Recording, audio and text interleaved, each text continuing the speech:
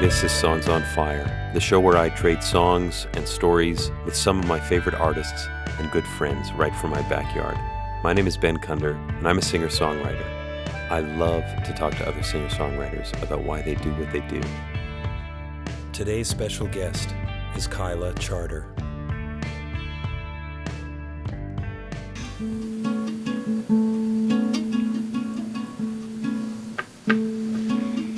How do I love thee? Let me count the ways.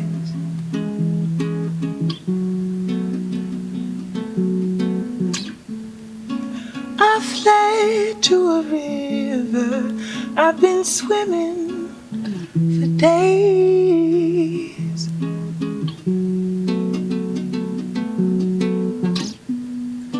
Set sights on an island, led by the waves.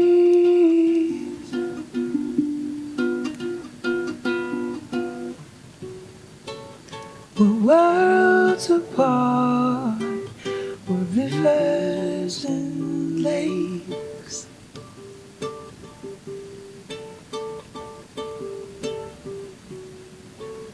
We're worlds apart, we're face to face.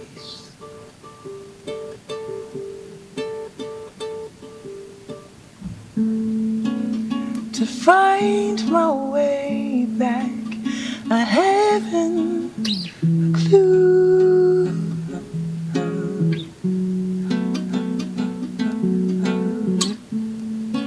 How to find my way back to you.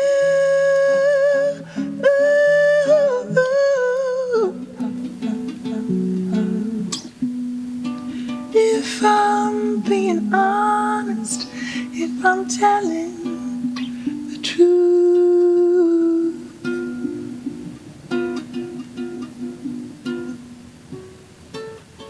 I couldn't come back even if I knew.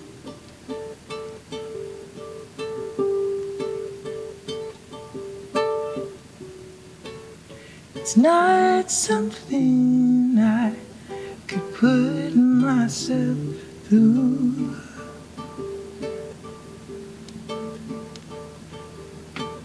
I won't shed a tear, I won't bat an eye.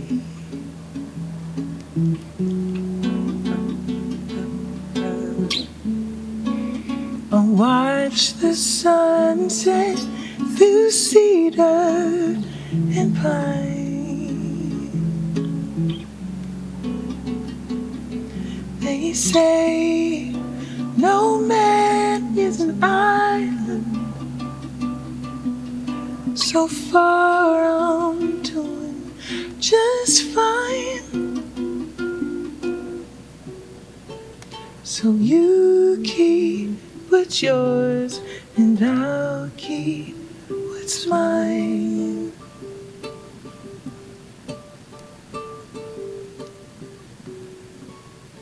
You keep what's yours and I'll keep what's mine.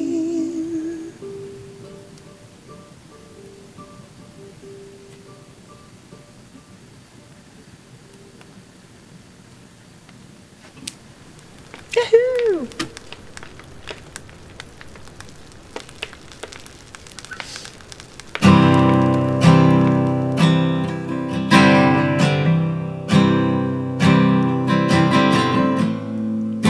We had it all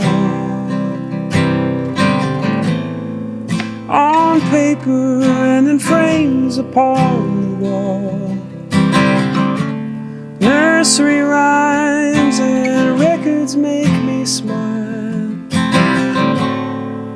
make me feel more than human for a while. Whistle tunes I made for you, melodies I sang for one, I'll sing for two. Carry me like I carry my child. Make me believe I'm more than human for a while. Now I'm living the hard life, and I'm losing all the good times. Can you tell me how to get back to you? Now I'm closer than I've ever been. Will you let me go and let me in? Can you tell me how to get back to you?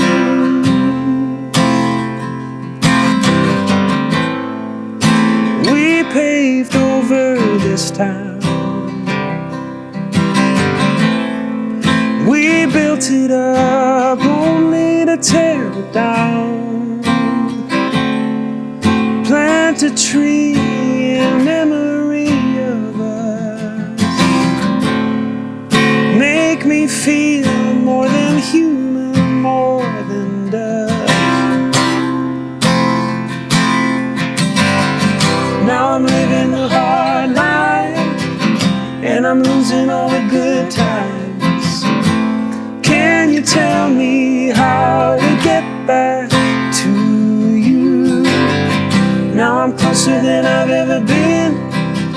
Will you let me go and let me in? Can you tell me how to get back to you? I'm coming up, I'm coming in, I'm coming up.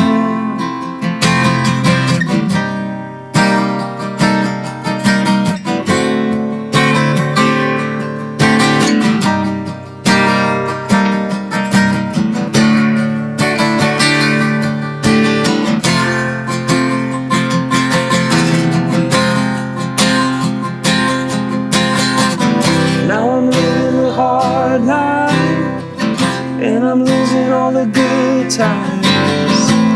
Can you tell me how to get back to you? Now I'm closer than I've ever been. Will you let me go and let me in? Can you tell me how to get back to you?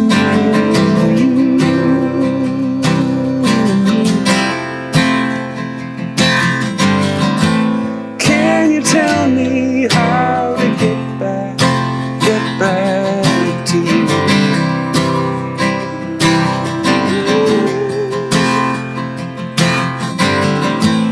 Can you tell me how to get back?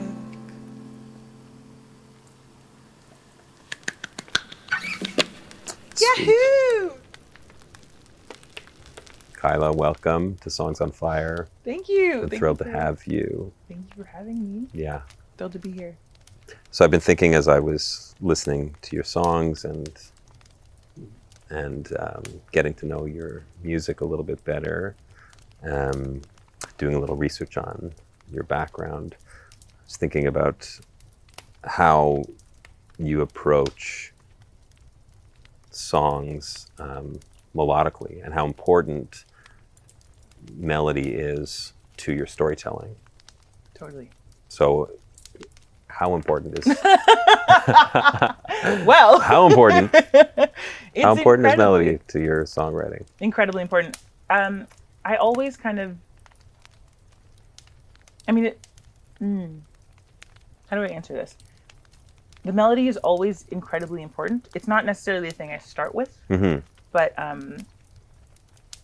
it's always the thing that I have to have right in order for it to feel finished. Yeah. I grew up singing. I like my family, all my aunties are like, break out into 4-part harmony whenever we're together. And so It's amazing. a solid like song and melody, something that like sticks in your head is always like what I'm going for. Yes. Either subconsciously or like sometimes consciously. Do you find when you're listening to songs too, it's like, do you listen to the melody, the music first, or are you hearing lyrics first? Where do you lie in that? It's a good question. I I think that the melody, in terms of like what it's doing rhythmically, is super important. That's kind of where I find myself like being able to hook onto it. I don't know if it's necessary. I think it's the genre of music, maybe. It's like if I'm listening to a country song or I'm listening to like a straight ahead pop song, then I'll generally be listening to the lyrics first. Yeah. Because it's like the part of the idiom is the storytelling. And people generally who are writing in that style know that like there's certain like formulaic things and like Yeah, there are structures that are involved yeah, when you're writing a pop song totally. where you can't, as opposed to say indie or folk or R&B, where maybe you want to do the opposite, where you're finding the idioms that are a little more out of the ordinary. You have the freedom to as well. Totally. Yeah. So melody is, in terms of like, when you write a song, are you writing with the vocals first? Like, are you singing the song and that comes out, or are you starting with your guitar or another instrument? It depends. It generally, for the most part, only ever write songs when I'm like deep in the throes of heartbreak of some kind. And so it's kind of like whatever, like the texture of what I'm feeling is best like represented by.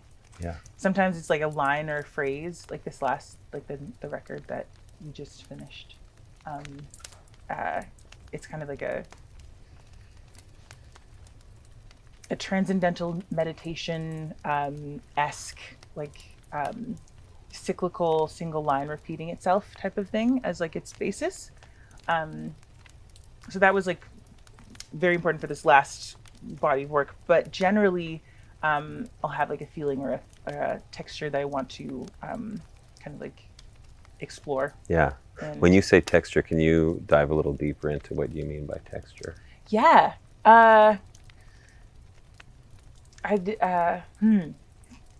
Whenever I'm feeling something very intensely, there's generally like a texture to it. And there's like certain like chord progressions and extensions and like tension and release things that feel in line with certain textures.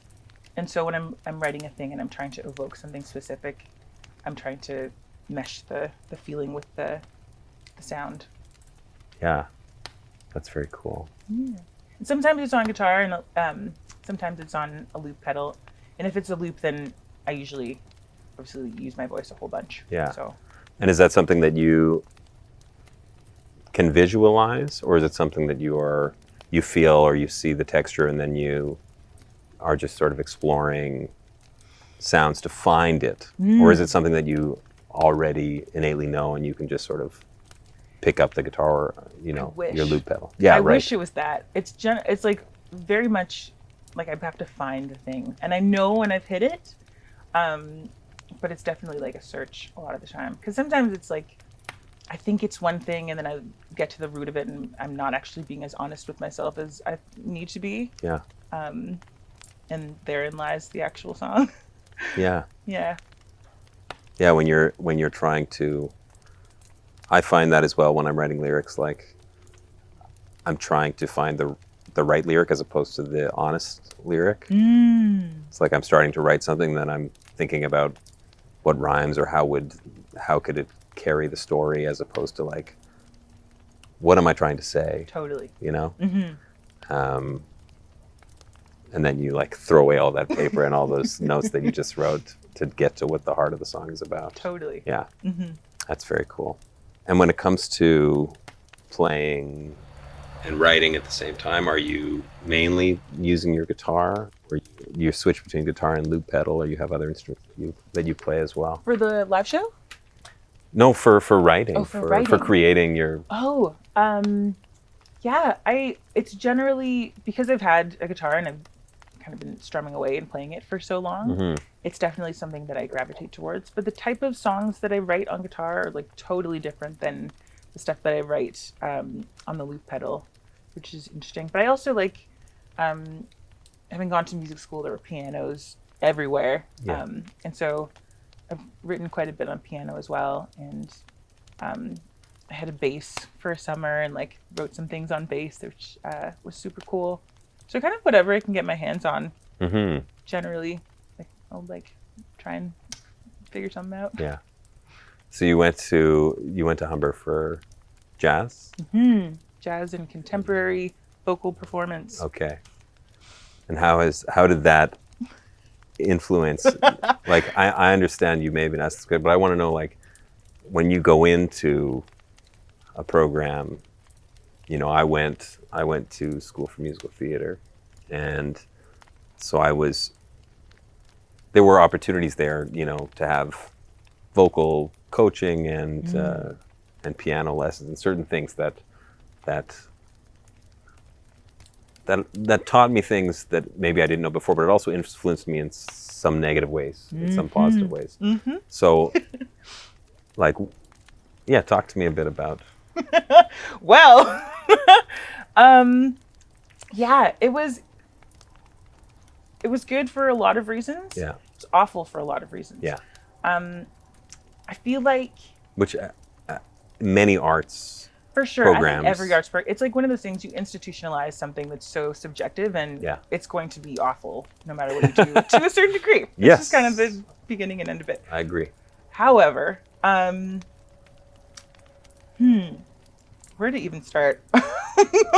I think because I didn't have a formal music kind of background before I went to Humber. Sure. I didn't have a lot of the baggage that people kind of come into a lot of the time in music school. Yeah. It's one of those things where it's like when you're Humber often is like a collection of incredible people that were all the best in their like respective places. Yeah. So coming together and being surrounded by other people that are just as good as you at your thing, there's like there was a lot of like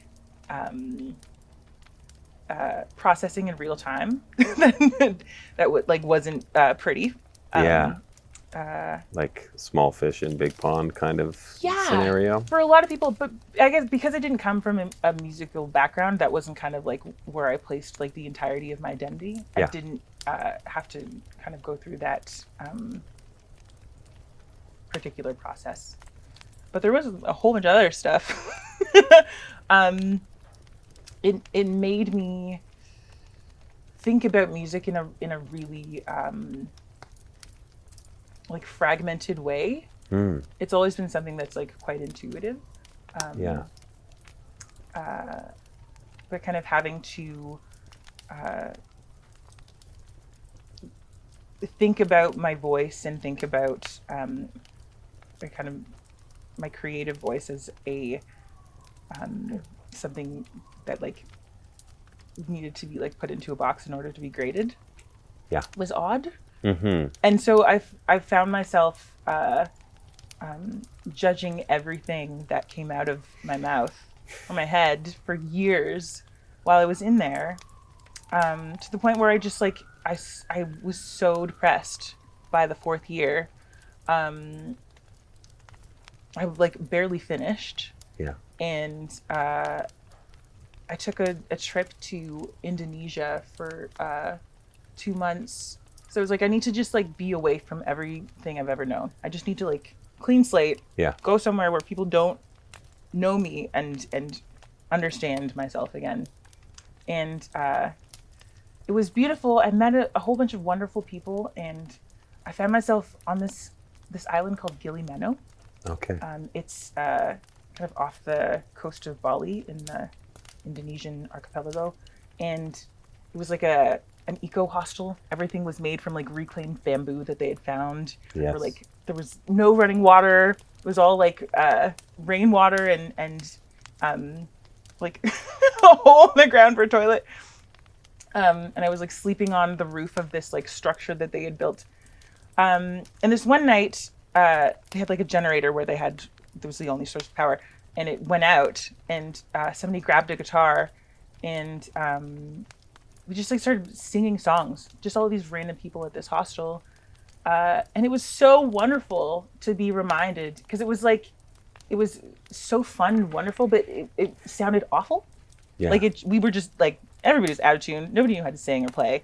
But everybody was having such a like beautiful, wonderful time. And I was like, oh yeah, this is what this is for. Like, it doesn't have to be like, technically perfect for it to be something that moves somebody or like is important. That's, or means something. And when you were out there, did you find that you were trying to just get away from it all, or so were you not singing or writing while you were gone? I brought it like a little guitar, just to like have with me. But the plan was kind of just to try and find myself again in like whatever way kind of came up. Yeah. And then you came home. And how did, finding yourself away carry into being back home?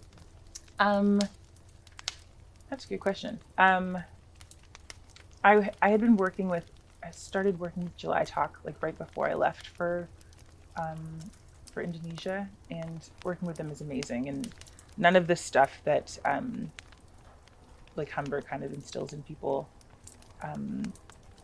is like alive in their camp. They're very much just like so like beautifully creative and down for whatever, and almost radicalized from that. Yeah, which is so lovely and refreshing. And I got to sing with one of my best friends in the world, James Bailey. He's an incredible artist. And so I kind of jumped back into that. And what else was I doing? I went on tour with a band called Kingswood in Australia a little bit after that. I was just trying to figure it all out. Yeah. And was when you started school, was the idea that did you have an idea that you were going to write and be, or was it just sort of an open thing that this is? It would have made total sense to go in with a plan. I did not. Yeah. I went to U of T for 3 years. Was it 3 years or 2? 2 or 3 years. And I was just like kind of skipping all my classes to stay home and write songs. Yeah. And at a certain point, I'm super close with my aunties, my mom's sisters. They're incredible, creative, and wonderful forces. And I was like playing one of my aunts a song that I've written. She's like, Kyla, just go to music school. Just do it. Like, what? Yeah. It's the only thing that makes sense. So I applied, and I got in, and I just went. I was like, this is a place where people are doing this and like good at doing this, and it was just kind of exciting. I had no plan, none at all. I was the same. Yeah. Yeah, I didn't do well in like the industrial education system, nor did I appreciate it very much. And so when I was leaving high school, I was like, my family's in the arts as well, and was very supportive, and I was writing songs and doing my thing. And I just, was like, I like theater, I like singing. I'll just like, let's go and see if they'll take me or whatever. Amazing. Maybe I'll find some people I like and do something. Yeah, and they let me in, and I went, and right away they told me that I like wasn't supposed to be there. Like, what? Well, it's like a structured system. They were like, maybe you should just go do music, go to a music school. And I'm stubborn, so I was like, I'll prove you wrong, and I'll stay here. And then I ended up leaving theater to do music later in life. But I also went in without an idea of what was going to happen when I left. Just trying to find community, trying to like feed the things that actually meant something to me. Totally. And ended up doing a lot of writing and a lot of creating myself, and also feeling like depressed and angry and barely made it out. But here we are, 10 years later. Thank God. You know, Mm-hmm. doing our thing. Do you still talk to people from that time, or? Yeah, it's interesting. Like there were a few of us that transitioned into music, that were writing and creating. There was a faction of the music theater program that supported contemporary music. There was like there was a class we had, like a pop performance class. Nice. Where we were taught how to banter and like stand with a Cut microphone. it out. Like before I was there, the old program director, it was very much like, when you sing with a microphone, you stand like this, and you walk here, and you say things between your songs, you know, with the idea that maybe you do like a review show or something like that. But when I was there, there was a commercial performance class where I just played my songs, and we were sort of critiqued. It was very nice. And there were a few of us that actually transitioned into just doing music outside of, that did both and then left theater to focus. So I'm still connected with them and a few others. Some people that actually, like my friend Ali, who's Ali X, I don't know if you know. Oh, yeah. We graduated Sheridan together. And she's like, it's like blown out. It's amazing to see. Fantastic. That's awesome. But then it was just, you know, finding community anywhere I could, you know, finding other people that were trying to figure out how to create and make it work and continue to do that work. Right. Have you found, because you play and sing with a lot of bands, is that helping you support your creative, like personal creative endeavors? Totally. Yeah. It has been such an like invaluable learning experience to see firsthand how people do the thing in such like vastly different ways. Also, I toured with Alessia Cara for her second album cycle and did all like the big late night stuff, and like we did the iHeartRadio tour with like a whole bunch of big pop names, and it was a time. Yeah. It was quite a time.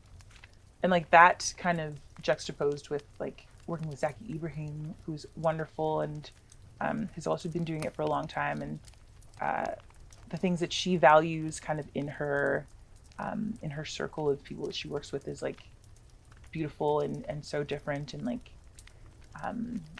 Patrick and even like James, and working with Lydia Prasad and some other people who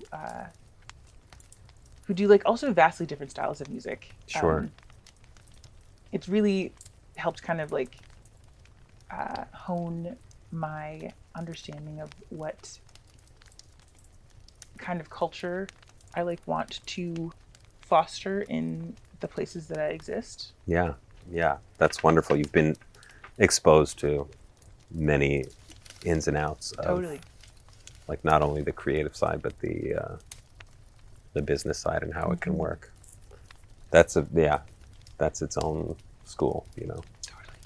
That's have you also done a lot of collaborating with any of those artists? Not really. We did James and I co-wrote a song on July Talk's last album. Yes. And so good. Thank you. Appreciate that.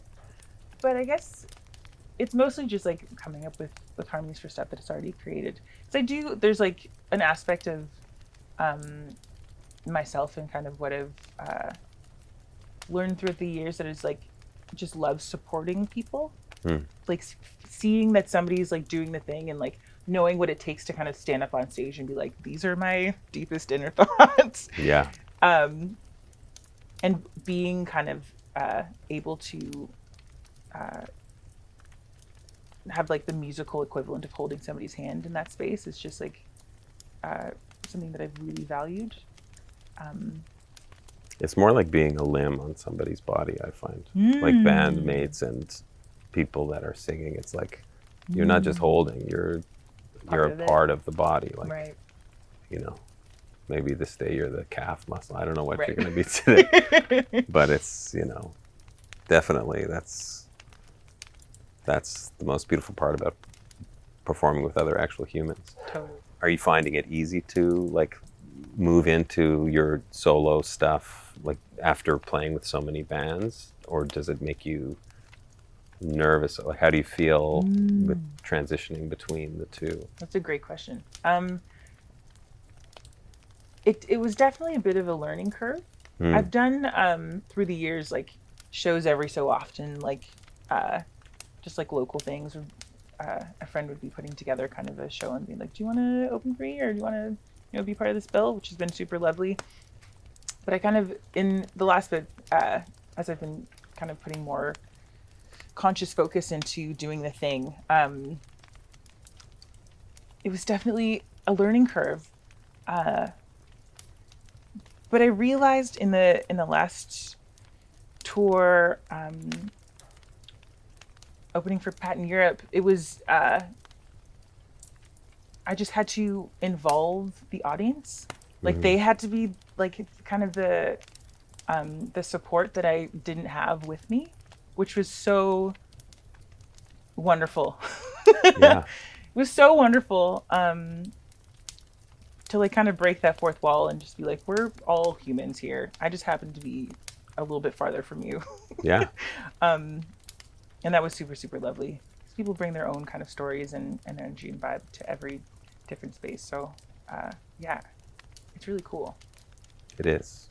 I mean, that's why I do, I shouldn't say we, that's why I create, I'm trying to connect with the humans. I want to share stories, and I want, them to feel like my story can be a part of their story. Like, Totally. So what are you thinking? So you have a record that you're working on, your record. Yeah. This would be the debut record. That's the vibe. Yes, it is. Mm-hmm. It's so funny because I have the songs that you heard. Yeah. Are all unreleased and is like long enough to be its own project, but that is not the record that I'm putting out. It's like my favorite thing. You told me that. Like I heard these songs and I was like, these are fucking great songs. Thank you. And you're like, that's not really the songs. That's just the thing. Those are just a bunch of songs I recorded. I have a record that I'm going to put out. I was like, that's nice. That's a lot of creative juice going on. I love it. Yeah, I mean, it's definitely taken, like, those songs are kind of an amalgamation of years of having my heart broken and writing about it. Here's a little story. When I had my first love, when I was with my first love, and we broke up, and I was heartbroken. I was with my mom, and this is how you can tell I come from like an arts background. I was with my mom, and we were hanging out, and I was crying about it. Like something made me cry, and I generally at that point wasn't crying often. I cry often now. At the time, I wasn't crying often, and my mom hugged me and said, "Imagine what this is going to do for your art." And I was like, "Okay, you're right. I'm going to write some good songs about this. Thank you for some perspective." Oh. Anyways, sorry, back to what you were. That's so cute. Yeah. It's different. It's strange. Because of the way that like my writing process kind of works, I'm so in it when I write it that it's often hard to like return to them once the feelings have passed. So I feel less connected to them than I have in the past. The songs that I sent you. Yeah. Which is strange, and I hope to find a way back to them that feels good. But this record that I'm going to put out in the eventual future, Yes. Was all written in quarantine times. Okay. And each is kind of like its own world, exploring like I said earlier, kind of like a different theme or concept. And they're also like very intense and weird. Yeah. And I'm very excited about it. That's amazing. When you were approaching those, did the idea for the album come to you completely, like that it was going to be themes created in this way, or was it one song and it felt really good, and then the next one you just wanted to keep that energy going? It was totally that. It was that. And at the time, because I'm an anxious person, and I was in the throes of like deep anxiety, obviously, because, you know, it's global pandemic. And I just couldn't bring myself to kind of focus on a lot at a time. Yeah. And I would listen to songs and catch like maybe a word, maybe a single line of a chorus, but I just didn't have it in me to like be in an entire like beginning, middle, end arc.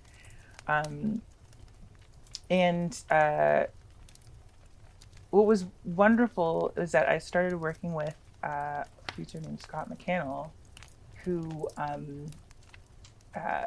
was very supportive in where I was at, and being like, you don't have to actually tell a 3-part story. It can just be exactly what it is. And so we kind of just started working on stuff. Yeah. And things would come out, and I'd be like, that's really, really fucking weird. He'd be like, yes. And that's it. Yeah. It's supposed to be.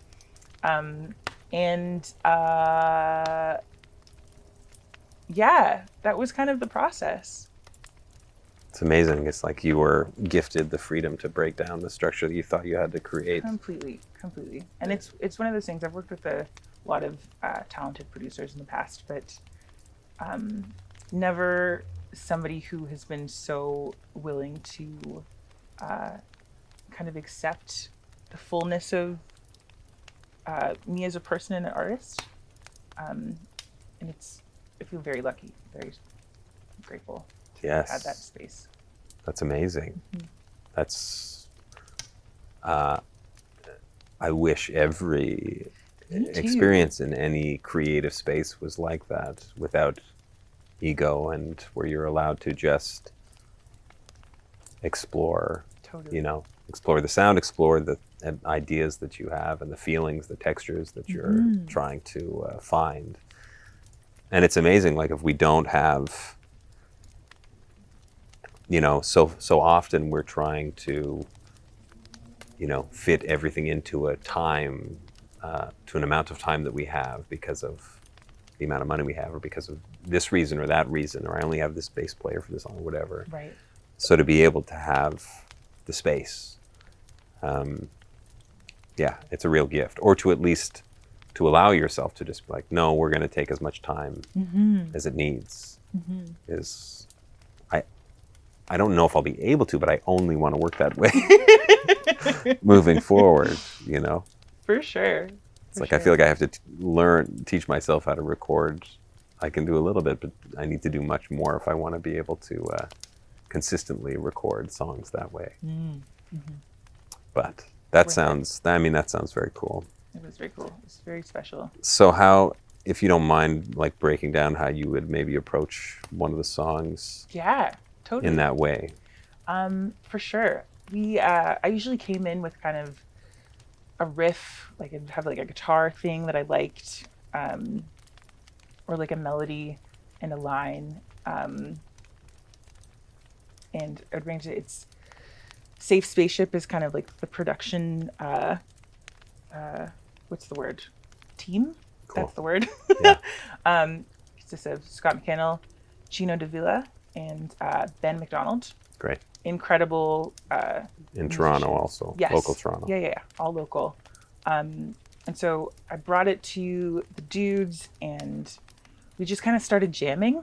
And it would go a whole bunch of places, and would eventually end up at something that felt like it was its own kind of world. So there's a song called its working title is Bach to the Future. I'm in. Yeah. And it was a guitar thing that I had written, and Scott started playing it on bass. And Chino was like, "Ooh, it would be great if you did like an eighth note thing," and that was like its own kind of like weird psychedelic world. And then Ben added like a crazy like Juno synth, like out of tune layer to it. And Chino's a stupid, just incredible drummer.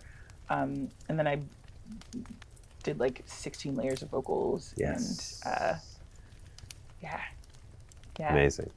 And what's sort of the amount of time something like that would take? Is that like in a day, or is that how's that process? It's been really cool because they usually happen, the bulk of the thing, like the meat of it happens in a single session. Yeah. Like workshop the thing, and then have kind of like a pass where we're recording and jamming, and that will be the basis, and Gino will cut it up, and I'll have like the vocal take that I did or have done, and use that as the basis, and then just figure out some harmonies on top of kind of like a single take. Yeah. And build it. It's cool. That's the best. It's so fun. Oh.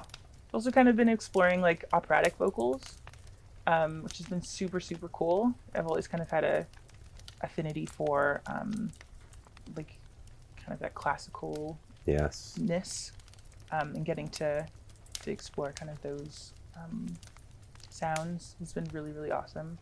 Especially like in the context of like a really kind of haunted R&B kind of situation. Yeah. It's odd, but it's cool. I can't wait to hear what that sounds like. Can I say what you told me that it sounded like?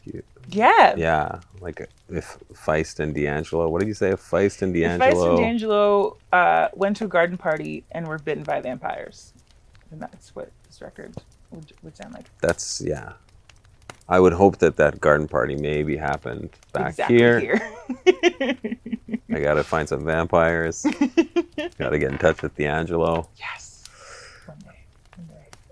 Well, Kyla, this was an absolute treat. Thank you so much for having me in your beautiful outdoor living room. Thank you. And I hope we get to sing together again. For sure. And hang some more. Yeah. So until next time.